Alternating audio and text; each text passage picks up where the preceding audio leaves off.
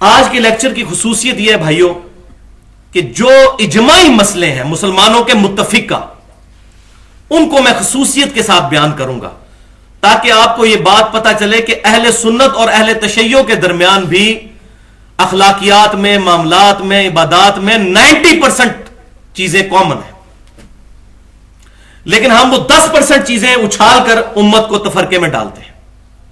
تو جو اجماعی چیزیں ہیں ان کا بھی انشاءاللہ ذکر کروں گا، کیونکہ اجماع جو ہے یہ سب سے بڑی حجت ہے۔ اس قرآن پاک کی اتھینٹسٹی اجماع ہی تو ہے، مسلمانوں کے عملی تواتر اور اجماع نے اسے نقل کیا ہے۔ تو اجماع بہت بڑی دلیل ہے، اور یہ بھی بات یاد رکھیے گا کہ جب اجماع سے کوئی بات ثابت ہو جائے اس کے لیے قرآن اور سنت کی دلیل کی ضرورت نہیں ہوتی۔ مثال کے طور پر نمازیں 5 ہیں، اس پہ پوری امت کا اجماع ہے، اس کے لیے کسی دلیل کی ضرورت نہیں۔ عملی تواتر اور اجماع جس طرح قرآن پاک کے بارے میں ہے، بالکل اس طریقے سے مسلمانوں کے درمیان ہے کہ نمازیں 5 ہیں۔ جہاں اختلاف شروع ہوگا وہاں ہم کتاب و سنت سے پھر دلائل لیں گے۔ جہاں پر اتفاق ہے دلائل کی ضرورت ہی نہیں، وہ آلریڈی موجود ہوگا کتاب و سنت میں۔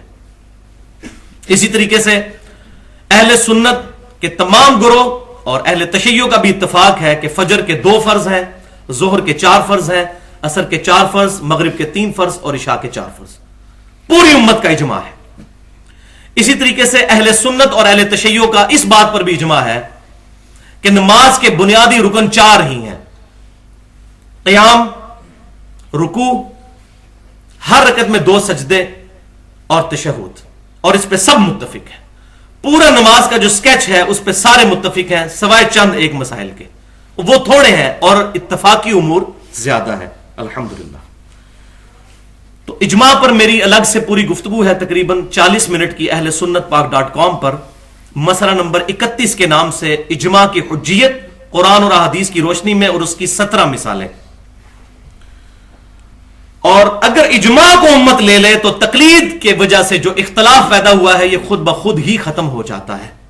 تقلید کی ضرورت ہی نہیں رہتی جب مسلمانوں کو اجماع کے ذریعے کوئی چیزیں معلوم پڑ جائیں۔ اور اس پہ میں نے تقریباً 25 منٹ کی گفتگو کی ہے اہل سنت پاک.com پر، مسئلہ نمبر 11 کے نام سے مسئلہ تقلید اور پہلے 300 سال کے مسلمانوں کے اسلاف۔ اس پہ میں نے یہ مسئلہ ڈیٹیل کے ساتھ ڈسکس کیا ہے۔